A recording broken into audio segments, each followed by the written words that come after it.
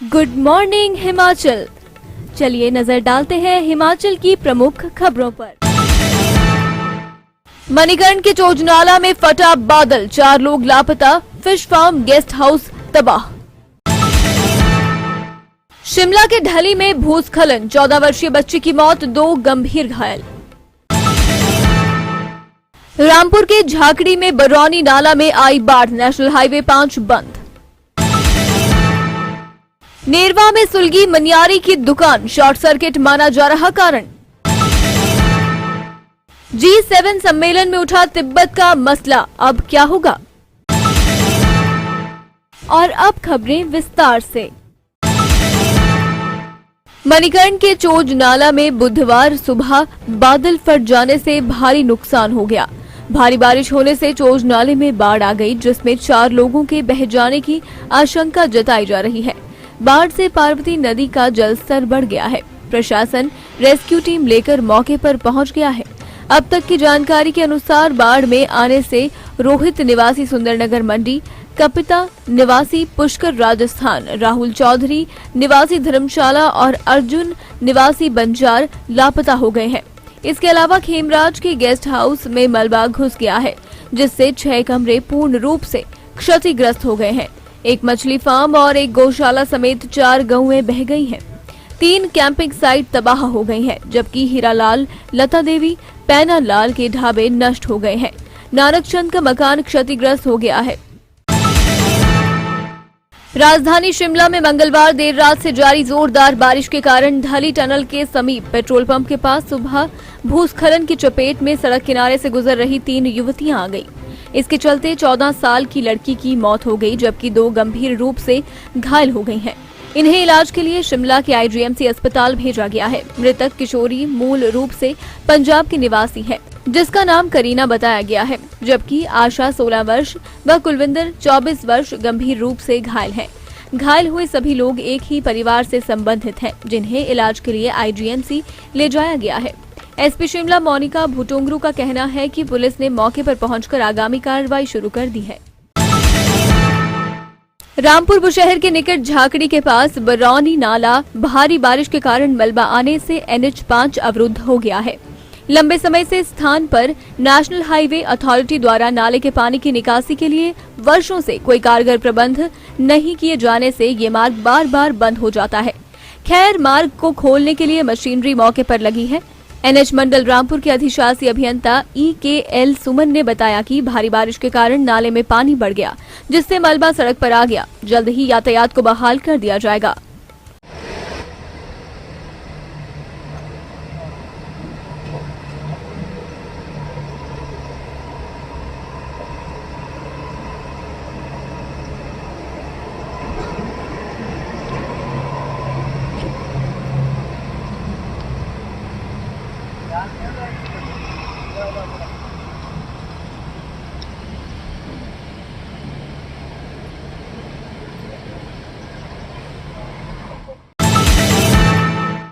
नेरवा बाजार में एक दुकान में आग लग जाने से हजारों रुपए का नुकसान हो गया। आज सुबह करीब 10:30 बजे स्थानीय लोगों ने अख्तर पुत्र स्वर्गीय शौकत की मनियारी की दुकान से धुआं निकलते देखा और इसकी सूचना पुलिस को दी। इस दौरान लोगों ने तुरंत कार्रवाई करते हुए खुद ही आग पर काबू पा लिया। पहली नजर में आग लगने का कारण शॉर्ट सर्किट माना जा रहा है, क्योंकि जिस स्थान पर आग भड़की है वहां बिजली का मीटर और मेन स्विच लगा हुआ है। हाल ही में जर्मनी के स्लोज एल्मो शहर में हुई G7 अमेरिका और नाटो देशों की बैठक में जिस तरह से तिब्बत में मानवाधिकारों के हनन को लेकर सवाल उठे हैं और गंभीरता से विचार विमर्श हुआ है, इसका सीधा असर भारत के हिमाचल प्रदेश की दूसरी राजधानी धर्मशाला में भी देखा जा रहा है। दरअसल मैक्लोडगंज से चलने वाली निर्वासित तिब्बती सरकार लगातार अपने इस मुद्दे को दुनिया की महाशक्ति समझे जाने वाले देशों के बीच होने वाली अहम बैठकों में उठाने के लिए प्रयासरत रहे हैं और अंततः इस निर्वासित सरकार को अपने प्रयासों में सफलता मिलती हुई नजर आ रही है। जो भारत के प्रमुख जो है प्राइम मिनिस्टर साहब G7 में गए थे, तो वहाँ पे भारत को आगे जाने के जो G7 के जो लीडर्स के साथ संपर्क करके जो जो कंट्रीज़ की जो है नेशन के अपने इंटरेस्ट जो आगे बढ़ा के जो सब के सब ताल्लुक़ रख के जो आगे बढ़ना जो है वो अ, भविष्य के लिए सबके लिए फ़ायदा होगा।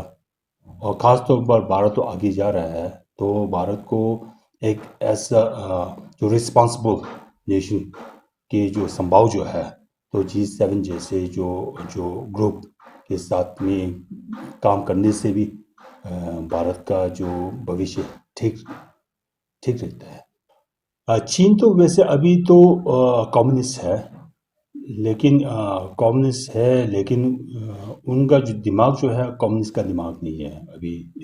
तो वैसे जो वहाँ पे कैपिटलिज्म ज़्यादा चल रहा है, कहते हैं कि वो सोशलिस्ट है, लेकिन कैपिटलिज्म अभी देखिए तो हर साल चीन के अंदर जो है मिलेनियर्स काफ़ी बढ़ रहा है।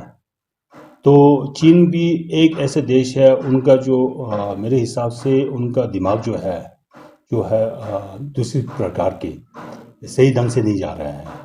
जो एक कहते हैं लेकिन करते कुछ और, है ना? तो इसीलिए जो है सबका अभी विश्वास जो है जो जितना भी देश है, चीन के ऊपर जो विश्वास है या नहीं, वो भी थोड़ा सा अभी दिक्कत हो रहा है चीन के पास।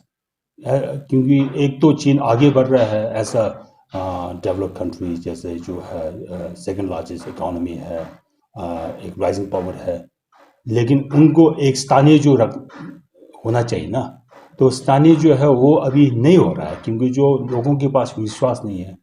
तो बात करने का परम पावन जी के कृपा से हमारा जो भारत तिब्बत और चीनी की जो है जो संभाव जो है जो जो रिलेशनशिप जो है, तो ये मिडिल वे की तरफ से मध्यमक्य की तरफ से जो है जो सॉल्यूशन जो कॉन्फ्लिक्ट जितना भी अभी जब है तो रिजॉल्व करने के लिए जो है जो चीन का भी फायदा हो, हमको भी फायदा हो, तिब्बत को भी फायदा हो, ताकि तिब्बत की परंपरा, संस्कृति, धर्म, जो पर्यावरण सबको बचा सके।